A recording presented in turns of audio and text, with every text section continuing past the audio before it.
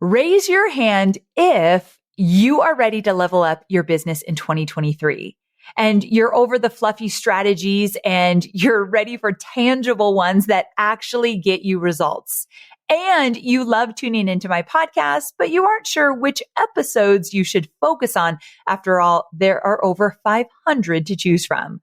Well, I hope you have your hand raised right this minute because I have something special for you. I'm introducing my brand new 4-question online marketing made easy quiz that's going to give you a personalized playlist to catapult you into the next stage of your business journey. That means you'll receive 10 episodes tailored to exactly where you are right now on your entrepreneurial journey. Whether you're just starting out or you're already well into building your dream business or you're ready to scale, I've got a playlist for you. Your personalized playlist will also come with snackable nuggets of wisdom to get you into action and a little message of encouragement from yours truly. If you've got just 45 seconds, head to amyporterfield.com/playlist and you can take my brand new quiz and get your results in personalized playlists delivered right to your email address. That's amyporterfield.com/playlist. So when you're thinking about the Optin page where people come and they learn about your lead magnet and they give you their name and email in exchange to get that lead magnet, is the offer of the lead magnet, like what they're going to get, is it clear? And another question, am I using the language my ideal customer avatar uses while speaking about either their pain points or their desires? Does my Optin page flow strategically and deliberately? Remember, everything on that Optin page that's talking about your lead magnet and getting the name and email should be there for a reason. No fluff. I'm Amy Porterfield, ex-corporate girl turned CEO of a multi-7-figure business. But it wasn't all that long ago that I lacked the confidence, the budget, and the time to focus on growing my small but mighty business. Fast forward past many failed attempts and lessons learned, and you'll see the business I have today. One that changes lives and gives me more freedom than I ever thought possible. One that used to only exist as a daydream. I created the Online Marketing Made Easy podcast to give you simple, actionable, step-by-step strategies to help you do the same. If you're an ambitious entrepreneur or one in the making who's looking to create a business that makes an impact and a life you love, you're in the right place, friend. Let's get started. I need to tell you about a podcast that I love. It's called Imperfect Action. It's hosted by Steph Taylor, and it's brought to you by the HubSpot Podcast Network. And it's a bite-sized online marketing podcast for business owners. So Steph is going to answer all of your business marketing questions and deep dives into all things online marketing, content marketing, social media marketing, and marketing strategy for business owners. So if you love online marketing made easy, I think you're going to love Imperfect Action as well. I loved her recent episode about how to turn your audience into paying clients. Yes, please. And she talks about how to use better call to actions, streamline your sales funnel, and so much more. You can listen to Imperfect Action wherever you get your podcasts. Hey there. Welcome to another episode of Online Marketing Made Easy. In today's episode, we're going to dive into one of my very favorite topics. Any guesses what it is? If you said list building, then you know me well. One of the first assets that I teach my students that they need to have in their business is a lead magnet. Now, this is something like a checklist, a mini video series, or a resource guide that they can offer to their ICA, their ideal customer avatar, to get a quick win or a solution to a pain point or to meet a desire in exchange for their email address. And today, I'm going to walk you through a process that systematized how I create and promote my lead magnets using a checklist. I love a good checklist in my business and always look for places to add one. And I want you to keep in mind throughout today's episode that this checklist doesn't cover every single detail involved in creating and launching a lead magnet. Instead, it's a living, breathing document that you'll add to or subtract from based on each lead magnet you launch. So the lead magnet launch checklist that we're covering in this episode includes the following main sections: pre-launch approvals, content creation, landing and thank you page optimization, website tasks, quality controlled test, weekly content promotion, copy requirements, design requirements, and tracking, which is a lot, right? Under each main section, there are action items that are the most critical steps to complete. So we're going to dive into these in detail shortly. But before we do, I want to remind you that this checklist isn't only for new lead magnets. It's valuable to revisit when you're troubleshooting why a lead magnet isn't converting. So it's not only for new lead magnets, but existing lead magnets that are not converting well. So use it as your troubleshooter if you already have some lead magnets that aren't working as well as you want. So if you're that stage where you've got a few lead magnets out there, I want to encourage you to take notes and ask yourself if you've completed all the action items we covered today. Whether you're just starting with your first lead magnet or looking to take an existing lead magnet to the next level, I'm excited to dive into this episode with you. So let's get started. All right, let's dive into the first section on the checklist titled Pre-Launch Approvals. The focus here, before you do anything else, is to get crystal clear on some critical numbers and dates related to your lead magnet. So to do this, there are 4 action items under this section. The first action item is to establish an overview of the lead magnet's projections, goals, and where it fits into your customer journey. Setting projections and goals for your lead magnet looks like estimating the number of leads you expect to generate within a certain period of time. You can use a combination of industry benchmarks and your past performance to estimate this number. So for example, you could say, my goal is to generate 500 leads within 60 days from this lead magnet going live. And from there, you can break it down into smaller weekly and daily goals. So having your goals be time bound is essential because it helps you see if you're exceeding or falling short of your projections. And this way, you can just adjust your tactics when things aren't working and then double down on what is working much faster.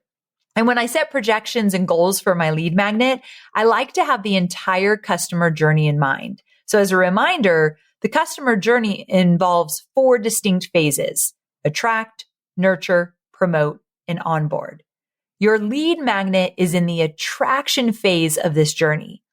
So if you're interested in learning more about the customer journey, I actually did an entire episode of these phases in detail in episode 371. I'll link to it in the show notes, or you could just go to amyporterfield.com/371. But having the customer journey in mind when setting projections and goals helps me establish the right date to launch my lead magnet based on my promotional calendar, which we'll talk about next. So once your projections and goals are established, it's time to move on to the second action item under the pre-launch approvals section, which is confirm you have the time to work on creating and launching your new lead magnet. This is something that a lot of people don't talk about. So for this action item, take a 30,000 foot view of your calendar. Make sure when you're launching your new lead magnet, you have no other offers being promoted, because a lead magnet can live on and on and on. But that first, second, third week that it comes out, you want to be intentional about telling people about it, creating some buzz around it, launching it in a way that people are like, oh, I've got to have this. This is new. This is exciting. So when you launch a lead magnet, I know we don't talk about this a lot, but clear your calendar and at least for a few days, make that lead magnet the number one focus of what you're talking about online and what you're sharing on your podcast or blog or whatever. So once you do that, I want you to get realistic about how much time you can commit to the project and block the time on your calendar. So once you have this overview set and your projections solidified, it's so much easier to break down all the following tasks that we're going to discuss in this episode. Okay, moving on to action item number 3 under pre-launch approvals, share your lead magnet vision with the key players involved in its creation and promotion. So since I have a team, and if you do too, communicating the purpose and the goal of your lead magnet is critical to ensure anyone involved understands the bigger picture and stays focused on the end goal. So for this action item, I like to connect with the key players on my marketing team to confirm their availability and to get their buy-in for the timeline that I'm setting. So for example, I need to connect with my graphic designer who creates the visuals, my copywriter who crafts the messaging, and my social media manager who oversees the promotion schedule. Now, if you don't have a team, you're literally like, what the heck, Amy? Like, I don't have any of those people.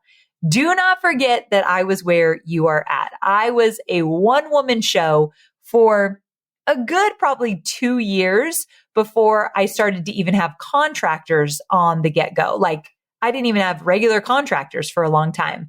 Now, I did have a virtual assistant that I think I hired her in my second year, I'm going to guess. So she was 5 hours a week. And so she could help me with this a little bit in the beginning, but I really was a one woman show. So I understand if you're doing all of it, you're just going to give yourself more time to do it. But I do think sitting down and really putting this together, even if you're doing it all on your own, like if you use a project management tool, which I always say, if you're a one man or one woman show, or if you have a team, either or, you need a project management tool so that you can put all your action items in there and you can set your due dates. Even if everything is getting assigned to you, it's really nice to have it all in one place. So I want you to do that. However you do it though, the critical part of this action item is to ensure everyone involved is aligned with the proposed timeline. And then finally, the fourth action item that's under the pre-launch approvals section is to finalize your lead magnet launch date. When are you going to get it out into the world? And then add it to your calendar. Now you might be thinking, Amy, what's the big deal? I know when I want to launch my lead magnet into the world. Why do I need to put it on my calendar? Well, putting the date on your calendar does a few things. First, it makes it real and tangible. It's not just a date floating around in your head that can be easily pushed back. It's something that you've committed to, something that you've made time for, and something that you're going to make happen. And then second, putting your launch date on your calendar gives you a deadline. And without a deadline, it's easy to keep pushing your lead magnet back, telling yourself that you're going to get to it when you have more time, when everything is easier. And it's never easier. You never have more time. And we all know that we are just making excuses, right? So putting a deadline on your calendar focuses you to get things done, to make some decisions, to move forward. So for this action item, take out your calendar and write down the launch date of your lead magnet, when you're going to officially get it out into the world, make it official. And then you're going to commit to doing everything in your power to get your valuable lead magnet into the hands of your ideal customer avatar. So after completing each action item under the pre-launch approvals section, you're well on your way to lead magnet optimization on a timeline that works for you and your business. Now, I'm going to stop right here. I know what you're thinking. Amy, are you going to give us this checklist? I sometimes do PDFs for my podcast episodes, and you might be thinking, where's the actual checklist? Well, we did not create one for this episode. It's actually a lot of work and it's going to take us some time. And so I thought I really want to get this episode out there, but we don't have time to do a full-fledged cheat sheet for you. But if you want it, if you're like, this is the cheat sheet, Amy, I would use over and over again. If you take everything you're teaching me here and you put it into a cheat sheet that I could use and tweak and make my own, if you would really use it, DM me on Instagram. I'm just at Amy Porterfield. DM me and say, I will absolutely use the checklist, the lead magnet checklist, or please create the checklist, or whatever you want to say. And I told my team, listen, if we get enough DMs, we're going to have to carve out the time to make this checklist. And then we're going to put it out and it's going to be free, of course, and let you all have it. So we didn't create it for this, but you'll understand the whole thing will come together when you listen to this episode. So keep listening. But if you want the actual tangible PDF, I've got to create it with my team, but I want to convince my team that you all will absolutely use it because it's going to take us a good chunk of time to create it. So let me know. Okay. So now it's time to talk about the second main section of the lead magnet launch checklist, which is content creation. My personal favorite part of this whole checklist. So the first action item under this section, content creation, is to outline and create your lead magnet. So this is going to look different depending on whether you're creating the lead magnet using like an in-house designer or outsourcing it to a contractor. there's no really right or wrong answer here. But before I had a designer on my team and before I could afford to hire any contractors, I used a site called Canva to create all my lead magnets. And I used that for quite a long time. So if you're looking to outsource, you can use websites like 99 Designs, Fiverr, and Upwork to help you with content creation. But Canva has some pretty amazing templates where you could do it yourself. So just putting that out there. And the thing is, there's like a million ways to complete this step. So don't be afraid to experiment and find what works for you. But the goal is you're going to create your outline for your lead magnet, and then you're just going to create the lead magnet, whatever that looks like for you. Then once your lead magnet is created, the next action item is to send a task for someone to peer review the content. Having someone review your lead magnet before you go any further is a key part of the creative process. It can help you identify blind spots and gauge effectiveness and catch typos, which I am notorious for. So reach out to fellow business owners or colleagues, families, friends, whoever that kind of understand your target audience and who you're creating this for, and then just ask them to review it.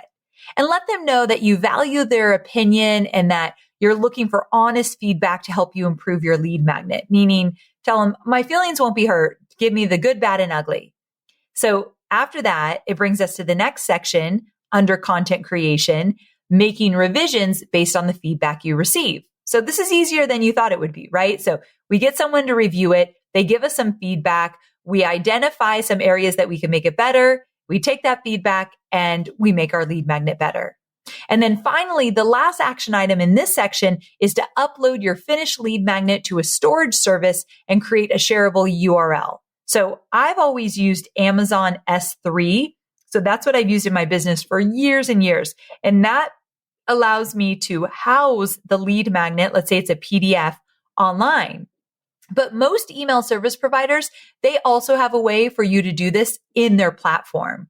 So like ConvertKit, if that's what you're using, there's a way to upload your PDF lead magnet into their server. And that way, now you can get a link for it and you can send that link out. But I like a pretty link. So I like to use like amyporterfield.com/more leads. That's one of my lead magnets. amyporterfield.com/more leads. So I like to create a pretty link that's really easy for people to remember and to type into the browser. So once I get it on Amazon S3 and you go to amyporterfield.com/more leads, if you opt in with your name and email, when you get that lead magnet, it is living on Amazon S3. That's how it exists online. Just want to put that out there. So once you've created the URL for the lead magnet, it's time to celebrate because you've completed the content creation section of the checklist easier than you thought, right? Okay, so moving right along, the third section on the checklist is focused on the landing opt-in page and the thank you page. And the first three action items under this section are to solidify each page's copy and design elements. So your aim is to create pages that clearly communicate the value your ideal customer avatar will receive when they get their hands on your lead magnet. And so to do this, there are a few questions I like to ask myself, such as, is my lead magnet offer and my call to action clear and focused on just one idea? So when you're thinking about the opt-in page where people come and they learn about your lead magnet and they give you their name and email in exchange to get that lead magnet, is the offer of the lead magnet, like what they're going to get, is it clear? And another question, am I using the language my ideal customer avatar uses while speaking about either their pain points or their desires? Does my opt-in page flow strategically and deliberately? Remember, everything on that opt-in page that's talking about your lead magnet and getting the name and email should be there for a reason. No fluff. Also, is my opt-in sign-up form or the button to get what I'm promising, is it above the fold? It could be on the page several times, but when they come to that page, do they have to scroll down to find the place to put their name and email to get the freebie? If they have to scroll down, that's not good. Again, make it above the fold, and then you can add it several times later on down there as well. down there, down the page. And then does my thank you page clearly communicate how to get their hands on the download and any next steps? So once they opt in and you dump them out on a thank you page, hey, thanks so much for signing up for my freebie. The question is, does it tell them what to do next? Do they need to go check their email? Do they need to do something different? Just to be clear, I don't like giving the freebie, the lead magnet on the thank you page. You want to get them into the habit of going to their inbox and opening up your emails. So tell them next steps. What should they expect? So answering these questions is so important because there's an old marketing adage that says a confused mind does not buy, or in this case, does not opt in. And I found these questions helpful, and they bring me so much clarity to my copy and my design. So once you've solidified your copy expectations and flow, the next action item is to create each page and then finalize those URLs. So again, like amyporterfield.com/more leads. That's my opt-in page. That's the page that I want to make sure is really clear for whoever's signing up for my freebie. They know what they're getting and the URL is really easy.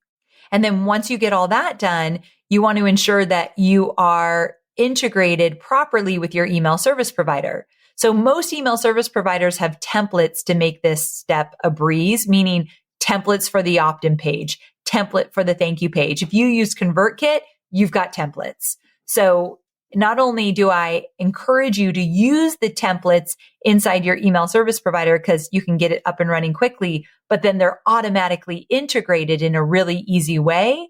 So you can either do this yourself or you can outsource this to a tech VA if you don't want to do it yourself, but I promise you it's easier than you think.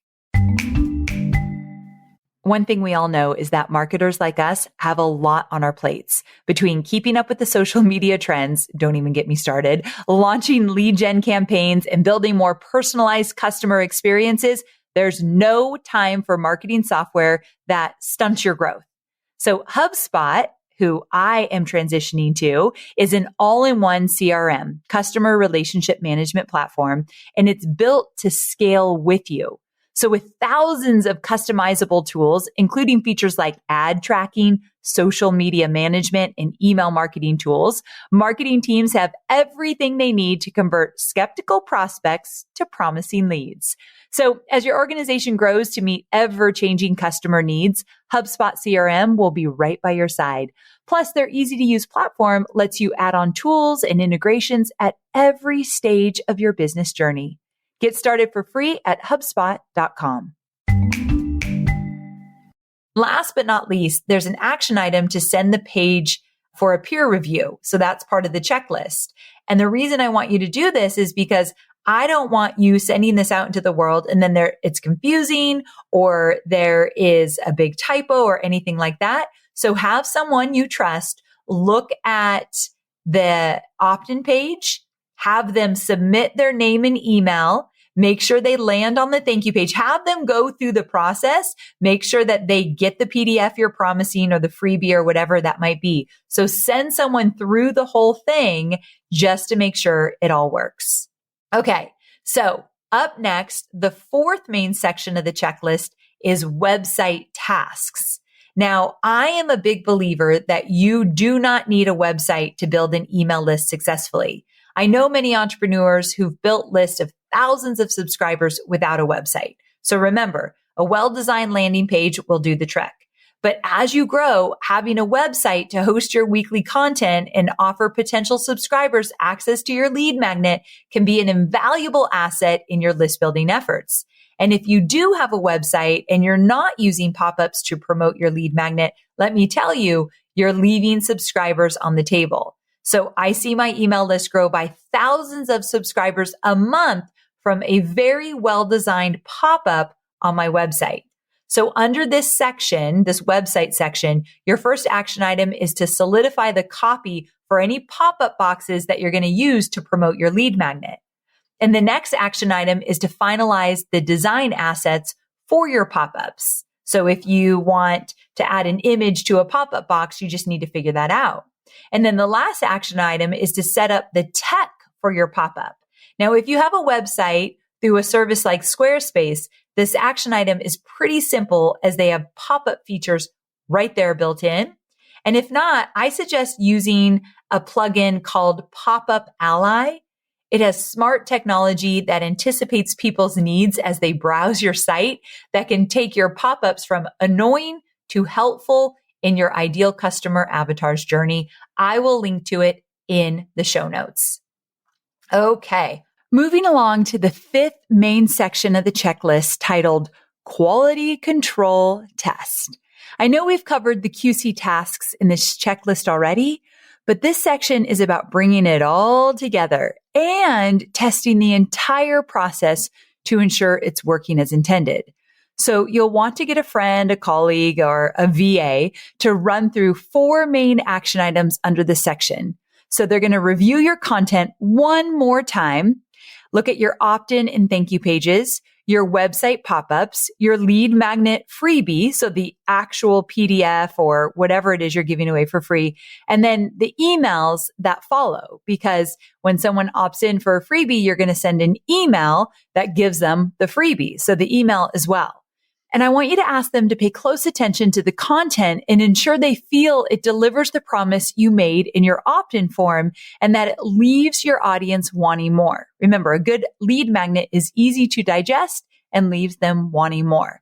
Another important thing to ask them is to check all grammar and spelling. Nothing undermines your credibility faster than spelling and grammar mistakes. Oh, here comes Scout. Hi, Scout. I don't know if you all can hear him when he runs in, but it feels very loud on my end. And then next, have them check any links on your opt-in or thank you pages. Are they all working correctly? Is everything working as you had planned? You don't want your audience to click on a link and end up on a 404 error page, right? So make sure all the links in your lead magnet are functioning properly. And if you're using a pop-up on your website, make sure they test that. So they enter their name and email on the form on your pop-up. Make sure they receive their lead magnet in the inbox. Like you are checking everything. And last, I like to ask anyone QCing my lead magnets to look at the flow from someone entering their email to receiving their lead magnet. Let them know you want it to feel like an intimate conversation. So have them read through the freebie delivery email, ensure it continues the conversation you started with your ICA on the opt-in page. I personally like to have them QC everything in the step from top to bottom. Better to catch an issue or error now rather than when it's live. And believe me, I've been there and it's a pain in the butt. Okay. Also, ask the person you have QCing these pages to ensure each page is clear, concise, and includes all the information your audience needs. Once you finish QCing your assets, the 6th main section on the checklist is your weekly content. For me, this is all about optimizing my lead magnet promotion strategy for my podcast. But you can name and tweak this section if your weekly content is a written blog or a video show or whatever it might be.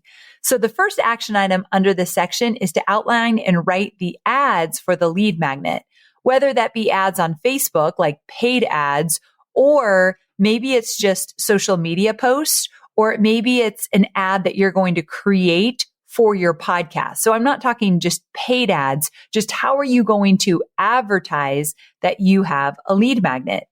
For example, I like to write 2 versions of copy for my podcast. One for pre-roll ads, which means right at the beginning of my podcast, I talk about my lead magnet, and one for mid-roll ads, which basically is in the middle of my podcast. I talk about my lead magnet.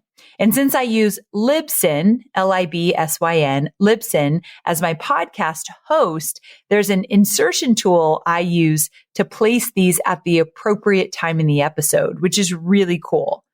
Now, if you're running social media ads, you'll also want to write some short and some long ad copy for these as well. So again, not paid ads per se, but just copy that you're advertising your lead magnet. And that's what we usually do when we like to test, like a long ad or a short ad on Instagram or Facebook or LinkedIn or wherever we're putting it. Now, if we are talking paid ads, like you want to run some ads on Instagram or Facebook, I love that idea as well. And we run paid ads for our lead magnets all the time. If you want a little help with that, I did a podcast episode about paid ads on social. So it's episode 443, the mini ad training, 4 key principles for high converting, low cost ads. So amyporterfield.com/443. Now, in terms of my podcast, I also make sure that organically I mention lead magnets throughout my episodes if it makes sense to the content. So I'm always looking for easy ways to mention it. Organic would mean just part of the conversation and then the ad at the top of the podcast and in the middle. Now, if you have a blog, this could look like hyperlinking parts of your text to lead to your opt-in page throughout the post. Now, you'll need to spend some time tweaking this section of the checklist to match what type of weekly content you create, but it's well worth the time to do so because when done right, your weekly content will help you gain some of the best aligned subscribers on your email list. All right, on to the 7th section of the checklist, copy requirements. You'll want to tweak this section based on your site's setup and what type of weekly content you create. But here's the basic outline of the action items to include underneath this section. Opt-in page, pop-up and thank you page copy, pop-up copy, delivery email copy, promo email copy, nurture sequence copy, ad copy. I know I mentioned this in the section above, but it's worth the mention again. Script copy and social media post copy. You might not need all this copy, but I'm just mentioning what we include here. So one workflow that I suggest establishing here is to write your email copy immediately after creating your lead magnet.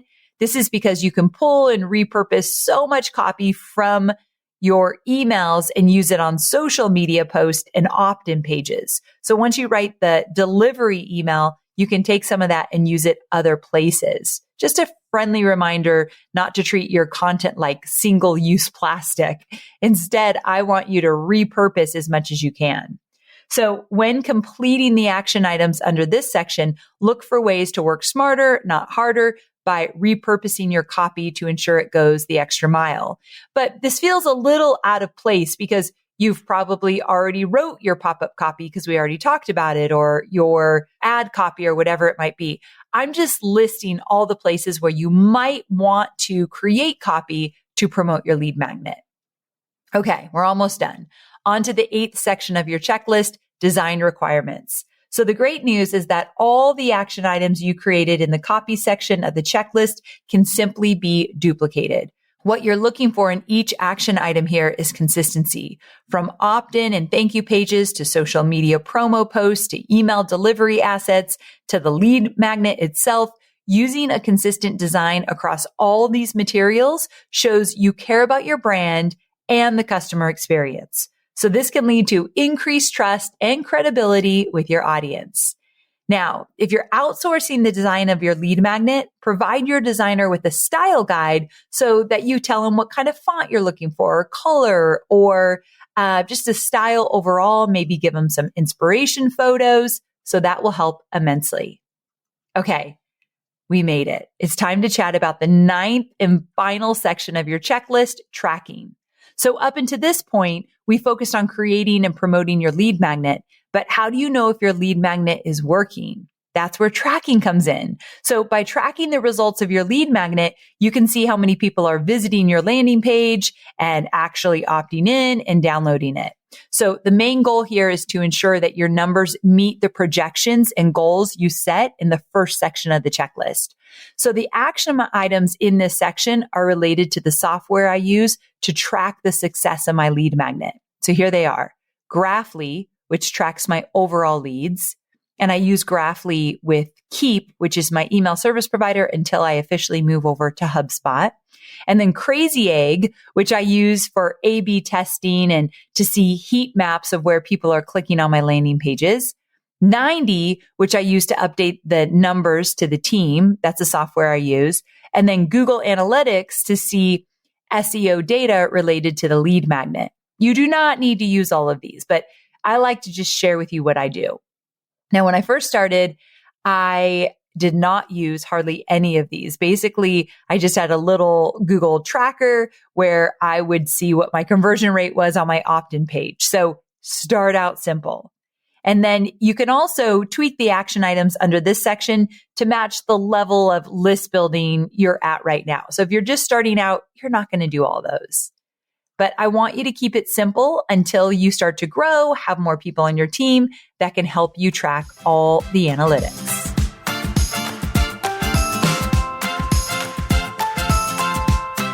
Ooh, that was a lot to cover. This was a heavy, heavy episode, and you might want to come back to it a few times to really dial in what you need from this episode to create a killer lead magnet that grows your list quickly.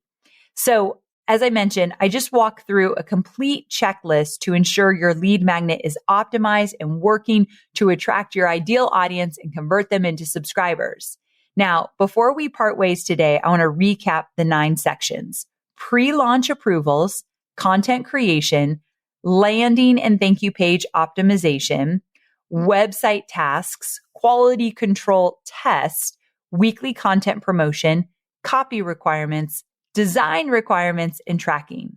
Remember, this is my checklist. Some sections might not even apply to you, and you can definitely mix or match as you see needed. And also remember, if you want me to turn this into a checklist that we eventually give away for free, but one that you could tweak and manipulate to make your own, so we've got some work to do on it, my team is going to do it if we get enough people saying they want it, because this is kind of a big undertaking. And so if you go to Instagram and you send me a DM and let me know you want it, you'll use it, you just listen to this episode, let me know. That way I can convince my team it's worth it. Let's go for it. Okay. So thanks for joining me for this episode, and I can't wait to see you again on Tuesday. So I'll see you same time, same place. Bye for now.